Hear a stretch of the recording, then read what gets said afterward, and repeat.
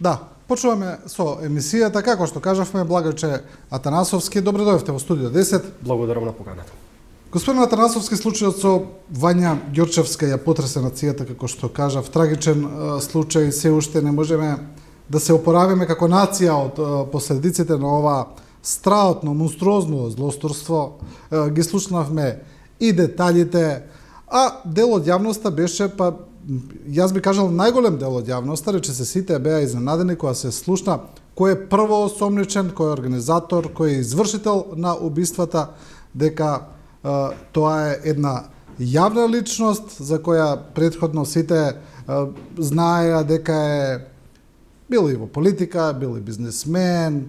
бил па дури блогер, имаше некаков блог, скоро нешто правеше и така натаму, но никој не мислеше дека Палчевски може да биде убиец. И ова е некаков шок за сите мислечени. Прво да искоментирам дека ова грозоморно и свирепо убиство на малолетното девојче Вања Ѓорчевска, но и да го споменем и берберот од Велес, ќе остави трајни и длабоки психолошки последици во нацијата, бидејќи извршено на таков свиреп и монструозен начин, квалификуване тој веќе како монструм. Од друга страна, како што споменавте, јавноста е дотолку повеќе згрозена што станува збор за јавна личност која во изминативе повеќе од 25 години е позната на јавноста со сите тие негови епитети од така наречен бизнисмен прво, вклучен во високата политика во 90-тите години кога бил председател на градската организација на СДСМ и близок до тогаш немокниот човек на СДСМ, па и во државата Бранко Црвенковски, па потоа бил медиумски собственик на еден од најчитаните медиумски неделници и на крајот гледаме дека заврши во еден вид на политички радикализам, формираше некаква си партија трета и гледаме дека тој човек веувал во јавноста. Но квалификацијата дека е монструм од страна на министерот за внатрешни работи го поставува според мене клучното прашање во оваа држава како монструмот Љупчо Палевски, бидејќи веќе не треба ни да ги кажуваме неговите иницијали, е многу добро познато на јавноста за кој лик станува збор, како монструмот Љупчо Палевски му било дозволено во изминативе повеќе од 22-3 години, практично од 2000 година, со серија на чести прекршувања на законите во Македонија, односно извршување на кривични дела, тој воопшто да не одлежи ниту еден ден притвор. Како тоа тој бил затајувал дано, како тоа присвојувал и пуштал нелегални прислушкувани материјали, како тоа тој се шетал неовластено со огнено оружје, со пиштол, како одел на откопување на злато, значи правил серија на кривични дела, сериозни кривични дела, каде што во оваа држава со правосудниот систем знаеме какви небулози имаме, односно луѓе, за да се покаже дека правосудниот систем е функционален, лежат ефективен затвор за украдени кебапи во кебапчилница во Велес, а овој човек со сериозни кривични дела нема и покрај пријавите кои му биле пријавувани за прекршување на законот и на уставот на Македонија, тој секогаш, да речеме,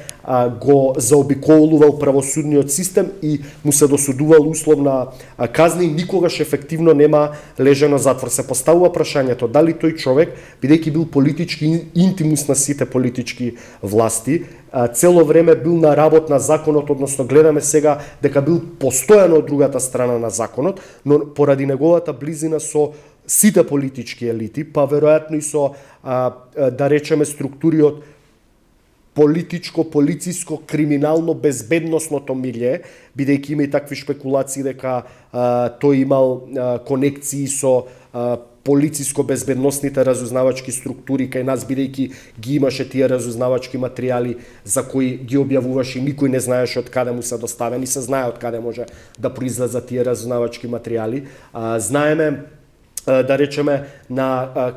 како се стекнал и со тој капитал преку дозволување да биде условно кажано првиот градежник кој изградил дивоградба во оваа држава, па потоа сите го следаа неговиот пример и како тој монструм представуваше олицетворение на оваа монструм држава која нема никакви механизми институционални да постапува по правдата и истиот тој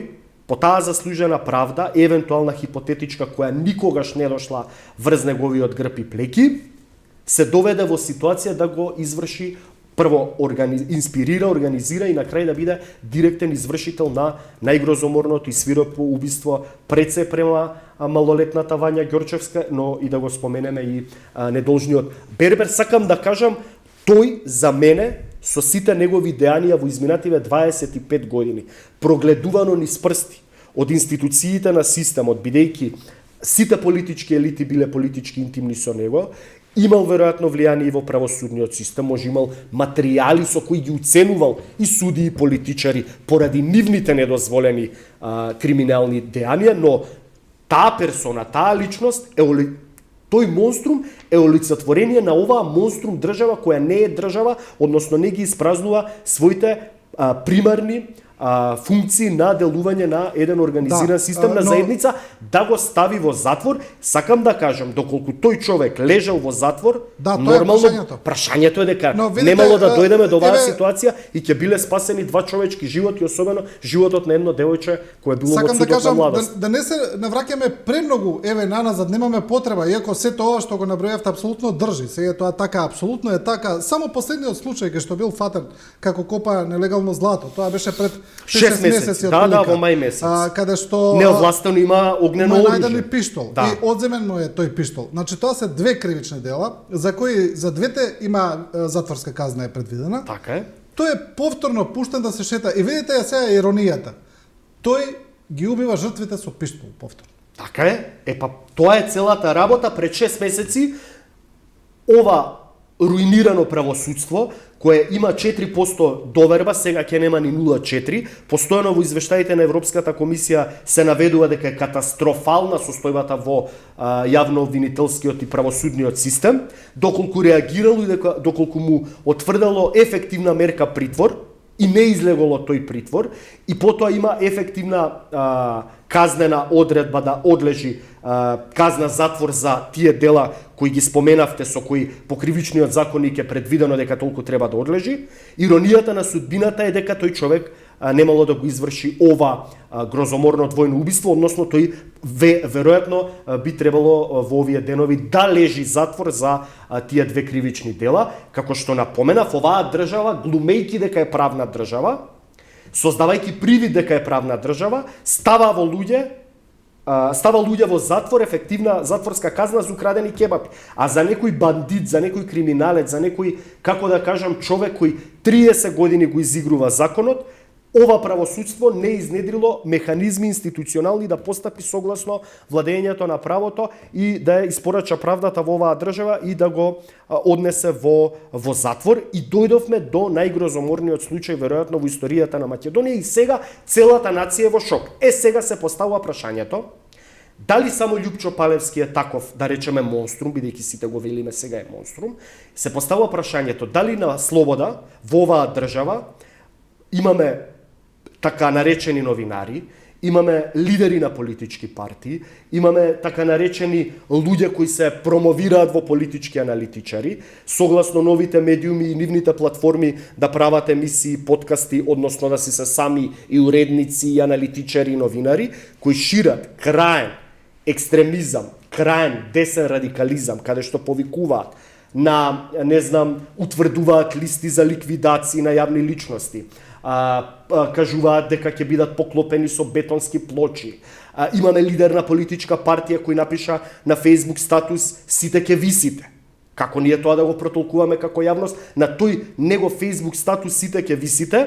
има добиено 5000 лајкови. Тоа ако не е говор на омраза, предизвикување на вербално насилство и агресија врз одредени категории на луѓе, не знам што е, јас тоа да го напишам, веднаш ќе ме викнат во првата полициска станица да дадам исказ, јас што поттикнувам. Но тој е лидер на политичка партија, тој е популарен лидер на политичка партија и за него слушам дека ќе гласало многу голем дел од населението и граѓаните, бидејќи тој бил алтернатива на досегашното владење на ВМРО, ДПМН и СДСМ, предизвикува таков акт на вербално насилство, каде што тој, градејќи како култна личност со негови поддржувачи и следбеници, хипотетички да предпоставиме, може да се случи некој врз база на неговото вербално поднесено насилство на социјалните мрежи, некој негов следбеник, гледајќи го него како култен водач, да го изврши тоа насилство врз некој неистомисленик на неговата политичка партија, да го убие буквално и потоа ќе ја гледаме истата таа јавност како ќе хистеризира зашто сме дошле до таа ситуација, односно ние немаме превенција оваа држава да го сузбие тоа. Сето ова сакам да кажам, сето ова што го зборувате го гледаат институциите, го гледа полицијата, го гледа обвинителството, еве аналитичари како вие и други и експерти и професори го укажуваат ова, не е нешто ново. Укажуваат на овие опасности од вакво ширење на омраза, кој е најчесто на база на некаква лична нетрпеливост, меѓуетничка, политичка и така натаму. И не реагираат, неверојатно дека не реагираат. Па сега ќе ви кажам, тоа е доказ дека Македонија е урушена држава по сите нејзини параметри. Ќе споменам соседна Грција на страна нашиот проблем со името како пример. Во Грција имавме протофашистичка партија Златна Зора, која во ерата на нејзината најголема популарност, кога беше трета политичка сила во Грција, нејзин високо поставен член, мотивиран од омраза кон анархист музичар, го уби. И знаеме дека грчката држава, толерирајќи ја таа протофашистичка политичка партија Златна Зора, каде што имаше огромна поддршка од населението на Грција, грчката држава свати дека ѓаволот ја однел шегата и дека таа политичка партија со незините ставови на протофашизам, на краен национализам, представува директна закана по безбедноста на граѓаните на самата грчка држава, дека ја подкопува и урушува безбедноста. На крај што се случи? Во еден масовен судски процес, таа политичка партија беше забранета и беа испоапсени сите нејзини членови по кривичен законник дека шират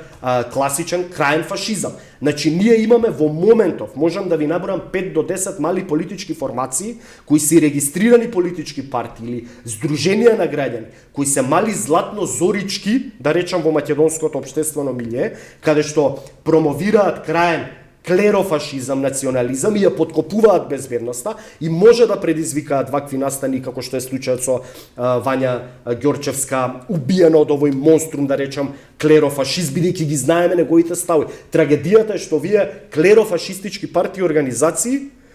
под бајракот на патриотизмот, на најголемиот македонски национализам, обвеани во вергини, во карти на голема Македонија, сликани со попови и владици од Македонската православна црква, представувајќи се како најголеми патриоти, позади сета таа слика во јавноста која тие промовираат, гледаме дека се крајни чудовишта, монструми и луѓе без никаков човечки инстинкт или човечка емпатија и кои во позадината на сето тоа што се промовираат за најголеми патриоти, станува збор дека тоа се свирепи криминалци, социопати и психопати кои единствено има личниот интерес да дојдат до пари. Сакам да кажам, овој монструм што сега ние го велиме е сликан со низа политичари, гостувал кај низа новинари, беше генерален секретар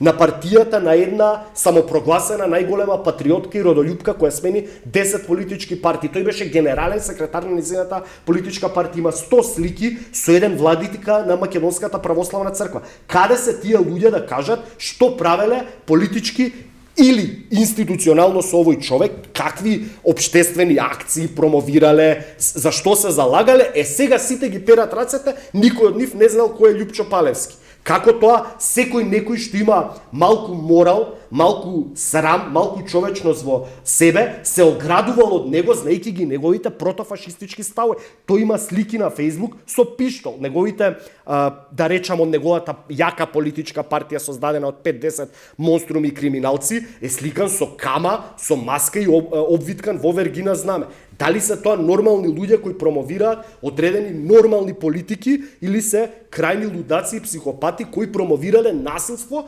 зацкривајќи се зад некој голем македонски патриотизам? Има еден друг момент. Ова се што го спомнавте. Сите овие јавни личности, помали политички партии, сите тие субјекти, не е тајна дека се користат од големите политички партии, дека тие на некој начин ги толерираат, бидејќи ги користат за своји потреби. Например, СДСМ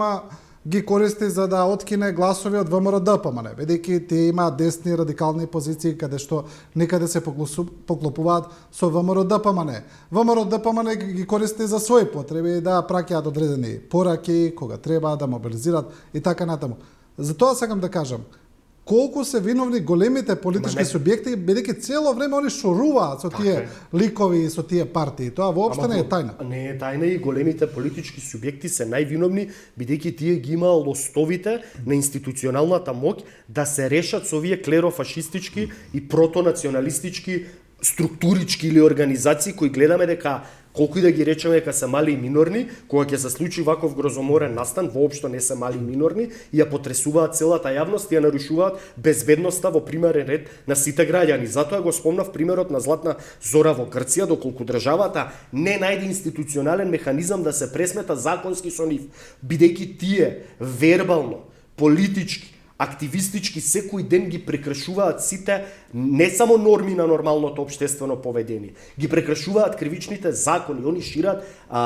ксенофобија, шират краен десен национализам, промовираат говор на омраза, кој потоа, како што напоменав, да не се преповторувам, може да предизвика бран на насилство и потоа целата јавност пак ќе биде згрозена. Па за сите тие Facebook статуси што ги пишуваат, тоа е поттикнување на говор на омраза кој може да се слее низ улиците и низ целокупниот општествен начин на живење во нашата мала мизерна држава од 1,8 милиони жители од 25.713 километри квадратни. По улици може да влегуваат, да напаѓаат луѓе, по кафеани, по било каде на отворен јавен простор. Како државата тоа да го спречи? Едноставно мора да најде институционални механизми да се пресмета со секој некој што промовира таков тип на насилство, да го смени ако треба и тој кривичен законник и да има огромни казни затвор, на начин како што Грција се пресмета со протофашистичката партија Златна Зора, така и оваа држава после жалосниот, ужасен пример на убиство на малото девојче кое за жал што и да се случи нема да му се врати животот, но да речеме дека ова беше крајното нешто, оваа држава да ги отвори своите институционални очи и да превземе мерка да се пресмета со тие, пак ќе ги наречам, протофашистички, националистички мудаци, кои благодарение на тоа што го правеа овие изминативе 20-30 години на политичката сцена, се дојде до ситуација како што се дојде со малата Вања. Да. Добро, вчера исто така се одржа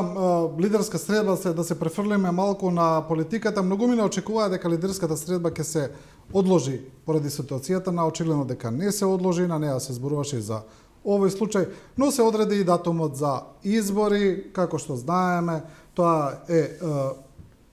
12 инаугурацијата на председателот треба да се одржи на 12 мај, конститутивна седница 20 дена, подоцна изборите би се случиле на 8 мај, значи на вториот круг на председателските избори. Отприлика ова се знаеше, ова беше договорено и претходно, се знаеа овие датуми, очигледно дека и СДСМ и ВМРО ДПМН и ДУИ се сложија дека изборите е најдобро да се одржат вака. Има тука некои прашања дека до прогласување доколку има жалби за председателските избори за вториот круг, дека може да биде Македонија во еден правен вакуум каде што нема да има председател и председателот на собранието би бил председател. Тоа беа некои калкулации, но очигледно дека политичките партии сепак се решија за овој датум. Па едноставно веројатно одговараше на сите по калкулациите на сите политички партии. Прво на ВМРО ДПМН постојано велеа дека тие се за споен тип на избори, сметајќи дека на тој начин ќе имаат пол позиција да ја освојат и председателската и извршната власт, освојувајќи ги парламентарните избори, односно победувајќи на парламентарните избори, тие сметаат дека потоа може да ја конституираат идната извршна власт. Интересно е дека СДСМ го смени својот првичен, условно кажано, директен став кој беше непопуслив и непромелив, постојано повторуваа дека СДСМ е за одвоени избори, односно изборите ќе се случат во редовниот рок, прво председателски, па потоа неколку месеци парламентарни, но го сменија тој свој став. Има многу шпекулации во јавноста зошто го променија, веројатно затоа што одат во насока на договарање на предизборни листи со владачката ДУИ, па дури се шпекулира дека во тие предизборни листи би влегла и владачката алијанса за албанците, анкетите покажуваат, говориме релевантните политички анкети, покажуваат дека ВМРО ДПМН е во неколку процентни поени предност пред СДСМ, па калкулациите на Бихачка можеби и да кажеме аргументирано и асоцирано од некоја странска амбасада или влијателни странски амбасади им вела дека тоа е единствениот начин СДСМ или да победи предизборно на парламентарните листи доколку има заедничка коалиција со ДУИ, или да биде постизборно фактор за формирање на идната влада, бидејќи СДСМ е таа политичка партија која ги промовира политиките на изгласување на уставните измени, а ВМРО ДПМН стрикно против уставните измени. Гледаме дека на целата меѓународна заедница без исклучок, дали тоа се од Европската унија или високи американски представници, апсолутно вела дека Македонија треба да ги изгласа уставните измени како преземена обврска од така наречениот француски предлог, така што сега калкулациите одат во таа насока. Ќе видиме наредната година кога формално правно ќе се распишат изборите какви ќе бидат математиките и комбинаториките на формирање на предизборни листи, но во моментот веројатно и од ВМРО ДПМН и од СДСМ веруваат дека на овој начин ќе победат. Прво преку победа во првиот круг на претседателскиот кандидат, па потоа тоа ќе им даде дополнително гориво или ветер во грб 2 недели потоа да победат и на парламентарните избори. ДУИ е секогаш самоуверена, вели дека ДУИ е секогаш апсолутен победник во така наречениот албански политички блок, и гледаме дека се формира така наречената етничка албанска политичка опозиција создадена од Изет Меджити, Африм Гаши и Билалка Сами, кои сметаат дека само со обединети здружени сили може да го поразат ДУИ. Се на се овие избори ќе бидат многу интересни. Левица е политичка партија која колку и да ја критикував дека е таква, има рейтинг, тоа не може никој да го гарантира. Има некои што сака да кажа дека левица ќе има двоцифрен број на пратеници, јас лично не верувам, но дека дефинитивно ќе има повеќе од 2 од актуелните 2 ќе има, тоа го покажуваат анкетите. И малата ниска излезност ќе оди во корис на левица, така што сакам да кажам и левица како политичка партија ќе биде таа која ќе биде презентирана во македонското собрание и може постизборно да се создаде една слика каде што никој со никого или секој со секого ќе биде многу тешко да се формира, условно кажано, стабилна политичка влада, и шпекулациите идат во таа насока и во тој домен дека постизборно апсолутно ќе има притисок од меѓународната заедница да има влада на широк национален консензус, со прва точка да се изгласаат уставните измени. Моја предпоставка и проценка е дека доколку се создаде хипотетички таква влада постизборно, во неја би учествувале сите политички партии освен левица, зборам од парламентарно представените и албанската опозиција, и ДУИ, и ВМРО и СДСМ, со претекст дека мора да го превзема тој товар на својот грб, да се изгласаат конечно уставните измени и Македонија да ја одржи втората меѓувладина конференција и да го почне конечно отварањето на првото погледа со Европската унија. Ајде малку да видиме, да изанализираме околу опциите. Ова што се зборува многу, а тоа дека СДСМ и ДУИ би настапиле на заедничка листа, е веројатно повеќе изнудена опција, како што и вие кажавте за СДСМ, поради рейтинзите кои не се толку добри во однос на ВМРО ДПМН, но ми се чини дека тоа можеби би било и меч со две острици за СДСМ, бидејќи од една страна би добиле можеби една хомогена изборна листа каде што би добивали и албански гласови и македонско-албански гласови заеднички, би се обиделе тука да создадат некаков фронт, некаков простор, но од друга страна може да добијат да изгубат етнички македонски гласови доколку одат заедно со ДУИ. Апсолутно, кога ќе ставите на кантар да извагате, не знаете што е подобра опција, бидејќи предизборните листи е многу тешко вие да во мешани хетерогени етнички средини да предпоставите кој гласал за СДСМ, кој за ДУИ, во однос на тоа како тие ќе се договорат, колку добитни пратеници, условно кажано, ќе имаат на погорните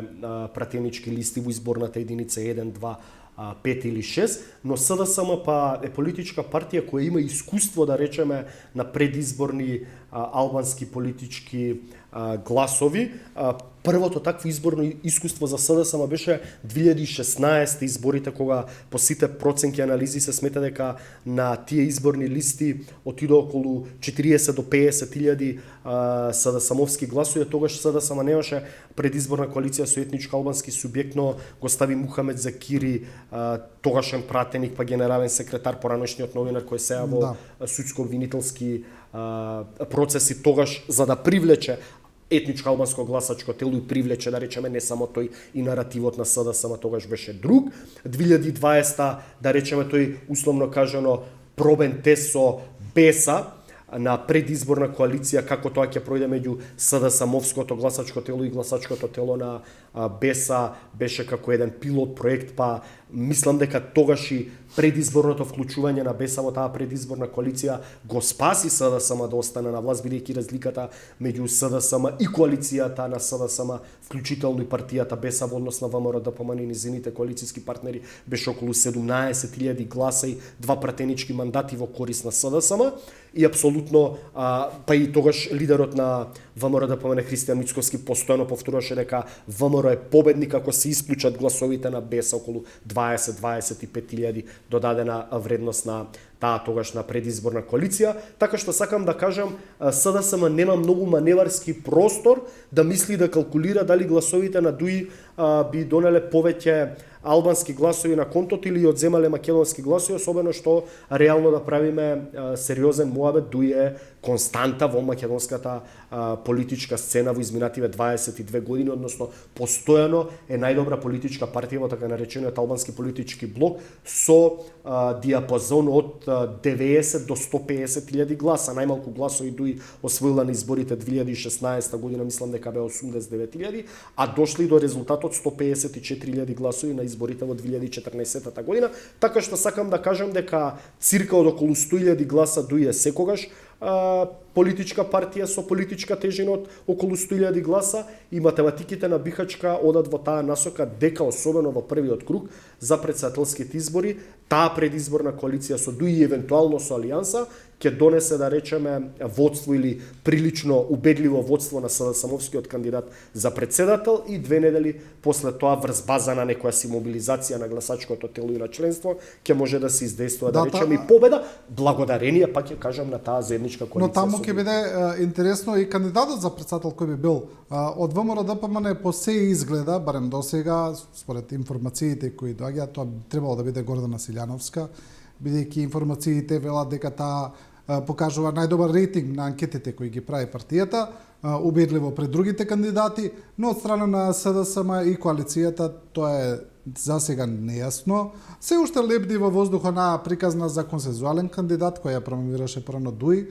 Се уште не зборуваат за тоа активно, ќе видиме дали повторно ќе се реактивира тоа. Од друга страна, тука и председателот Стево Пендаровски, актуелниот председател, за кого многумина вела дека е најлогично да се кандидира повторно,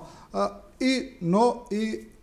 нескриените, ајде да речеме, амбиции на министрот за внатрешни работи Оливер Спасовски, кој кога беше прашан за тоа не сакаше директно да искоментира, да потврди, но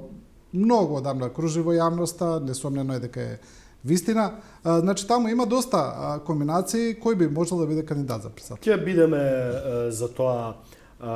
набрзо известени, бидејќи роковите за распишување и на техничката влада на изборите веќе доаѓаат со новата година, односно кон крајот на јануари добиваме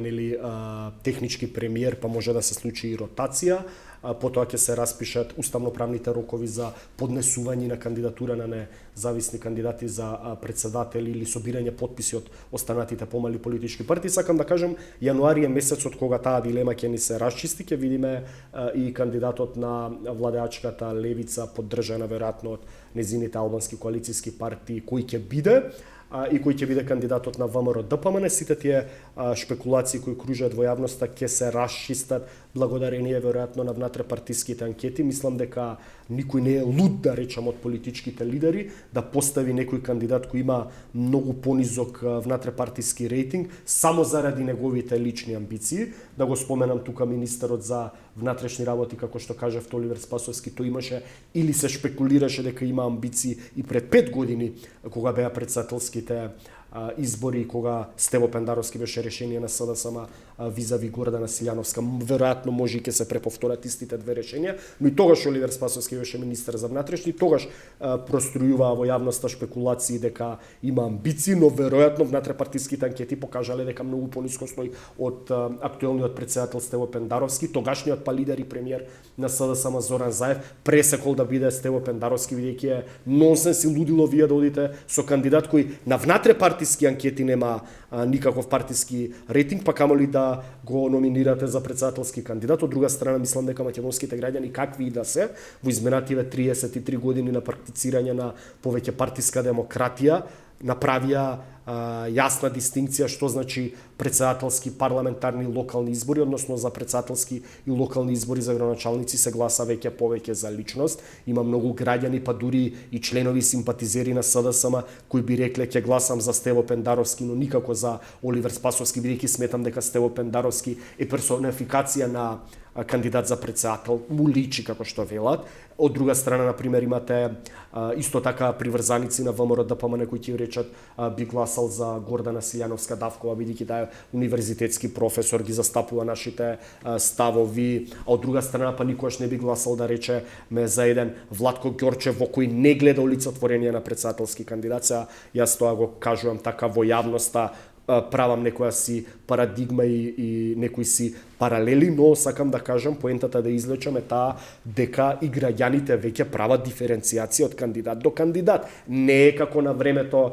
што велеа Магаре да врзе ВМРО ДПМН, па и ВМРО-ското гласачко тело ќе гласа за Магарето, како што и поранешниот премиер Владо Бучковски велеше, самите доаѓавте, ми се фалевте, Магаре да ви кандидираме, Магарето ќе победеше, така што мислам дека македонските граѓани конечно се свестија да не бидат магарини, односно да го гледаат и персоналниот кандидат на може ли кај ВМРО ДПМН да видиме изненадување, иако како што кажав, најизвестно е дека тоа ќе биде професорката Силјановска,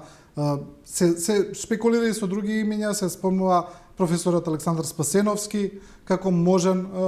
кандидат или можно изненадување. Мислите ли на таква некоја опција, можно ли? Па јас лично да кажам дека имам големо високо мислење за професорот Александар Спасеновски, ми бил и порано професор на факултетот каде што сум студирал. Имам високо мислење не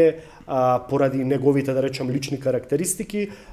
имам високо мислење поради неговиот политички заземан став и покрај тоа што е постојано во ВМРО ДПМН како негова матична политичка партија, тој е поранешен пратеник, тој секогаш бил еден човек кој застапувал многу поумерени политички ставови, особено во надворешната политика на Македонија, промовирал некоја си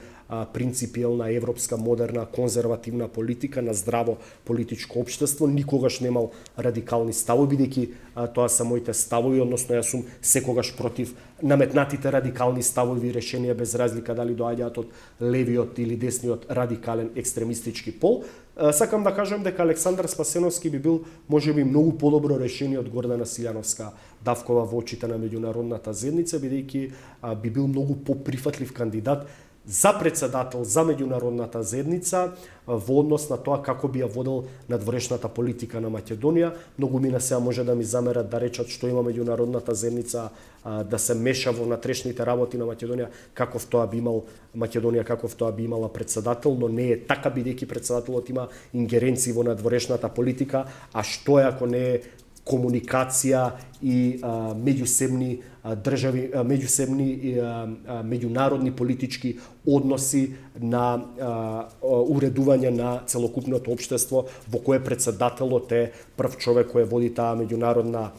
политика на државата, односно државата преку председателот комуницира со останати држави, со своите соседи, со меѓународни организации, така што е многу битно и во очите на меѓународната заедница каков тип на председател вие би имале. Ако имате некој радикален председателски кандидат кој сакате да ви стане председател на државата и ако не е популарен во очите на меѓународната заедница, кој ќе води политика на изолација и постојана конфронтација со таа меѓународна заедница, нормално дека таа меѓународна заедница не би била срекна со тоа решение. Така што сметам дека професорот Спасеновски е апсолутно многу подобро решение и во очите на меѓународната заедница ВМРО да се испере постојано дека е етикетирана од владачката СДСМ во изминативе 7 години дека е антизападна, проруска политичка партија која води антиевропска политика, која ги блокира европските интеграции на Македонија и мислам дека апсолутно тоа би било, да речем, изненадување од политичкиот ракав на Христијан Мицковски доколку оди со кандидатското решение Александар Спасевски. Да. Во однос на албанската опозиција на лидерската средба, тие ја напуштија средбата со Тала Џафери, како што кажа, поради незадоволство од членот во ДИК за тоа кој треба да биде член во ДИК, но интересно е што Изет Меджити Касами Игаши го обвинија и Тала Џафери дека сака да ги фалсификува изборите уште од сега. Секогаш знаеме дека партиите кои на некој начин губат обвинуваат за фалсификат. Дали ова ви укажува дека имаат малку проблем со рейтингот и тоа што Алијанса сепак не се приклучи на опозицијскиот албански блок, Таравари реши да оди сам на избори и тука очигледно дека превагнува тегот во однос на Дуј? Прво да кажем дека не сум некој уставно правен експерт за да знам чие е испразнетото место на во ДИК, чиј член треба да биде пополнет од која политичка партија, бидејќи има многу правни небулози, се обвинуваат нели од една страна БЕСА, од друга страна оваа етничка албанска композиција која вели во моментот кога е на БЕСА, тогаш БЕСА била владеачка. Сакам да кажам тука и некоја веројатно празнина која ни уставните експерти не може да кажат на кој ќе превагне тоа место за член на ДИК, а они па и кажуваат дека ако не им се даде не пополнетото испразнато место за член на ДИК на етничка албанската политичка опозиција, тие дури нема да учествуваат на изборите, но се е тоа во рамките на фолклорот, во однос на тоа што тие се буна дека сака Тала Џафери да ги намести изборите. Прво ќе кажам дека тројцата за мене се карикатурални политички ликови на македонската политичка сцена од проста причина што прво да почнам со предводникот на така наречената етничка албанска политичка опозиција Изет Меджити, кој беше еден од највлијателните и најголеми партиски функционери на ДУИ, во 3 мандати беше градоначалник на Чаир, беше потпредседател на ДУИ, значи редал политички партиски функции на ДУИ и одеднаш сега ДУИ била најголемото зло во македонското општество и он фрла дрва и камењи и против Тала Џафери и против Али Ахмети, а и Тала Џафери и Али Ахмети па и Бујар Османи се ликови кои ја одбележа деценијата, а Тала Џафери и Али Ахмети па и 2 децении на постоење на ДУИ на македонската политичка сцена. Сакам да кажам како на Изет Меджити не му сметаа тогаш кога беше 3 пати градоначалник на Чаир и министер беше и потпредседател на ДУИ, истиот тој Али Ахмети и Тала Џафери. Демек наеднаш сега тие се смениле па се лошија, тогаш беа добри, никогаш не биле добри, но тоа се само лични интереси, негова лична суета и пресметка со ДУИ, а од друга страна овие двајцава, како да ги нарачам, палјачовци, едниот и другиот кои прво беа во иста политичка партија БЕСА, па ја расцепија, па беа главни политички непријатели, па цело време праја пируети, де БЕСА ќе влезеше да биде коалицијски партнер на СДСМ и ДУИ, па ќе излезеше, па ја заменуваше алтернатива на Африм Гаши, па алтернатива ќе излезеше, па влезе Алијанса. Сакам да кажам, постојано праја цик-цак на спасување, условно кажано, на владата на СДСМ и на ДУИ, и сега лидерите на БЕСА и на алтернатива Билал Касам и Африм Гаши одеднаш се сетија дека ДУИ заедно со СДСМ се најголемото зло во оваа држава и дека тие треба преку обединет етничко-албански коалицијски фронт да ги срушат, а до вчера што се вели во политиката, односно до лани, до преклани, беа нивна патерица во владењето, така што мислам дека ништо нема да направат на овие избори, бидејќи и албанските гласачи, ова ја што го зборам, препознаваат во нив неавтентична политичка понуда, бидејќи знаат дека исто така се работи само за многу беше личен сликовит интерес. одговорот на претседателот на ДУИ Али Ахмети кога беше прашан што ќе каже за Изет Меджити или како би го искритикувал, тој вели ако јас го критикувам Меджити, тоа е исто како да плукам нагоре. Плуканицата ќе се врати на моето лице. Значи буквално тоа му беше Јас имам одговорот. најнегативно мислење за ликот и делото на Али Ахмети. Ништо позитивно не можам да кажам, но му е многу по, како да кажам, морална и по-нормална изјава за гласачкото тело, дури би рекол по политички прифатлива, Бидејќи таа е вистината, ако го критикува Изет Меджити, се критикува и самиот себе, бидејќи Изет Меджити, како што напоменав, да не се преповторувам, му бил еден од најблиските политички, да речеме, соработници, активисти во партијата со кои водел истоветна заедничка политика. И сега, ако го критикува Изет Меджити, се критикува и сам себе во изминативе 20 години. Така што мислам дека и таа политичка изјава, која е вистините и е искрена од страна на лидерот на ДУИ, многу повеќе ќе пројде кон гласачкото албанско тело дека таа е искрена и таа е вистината, отколку нападите на Изет Меджити кон политичката партија ДУИ, неговата доскорешна матична политичка партија ДУИ и неговиот доскорешен матичен лидер Али Ахмети. Атанасовски, ви благодарам за ова интервју. Благодарам на поканата.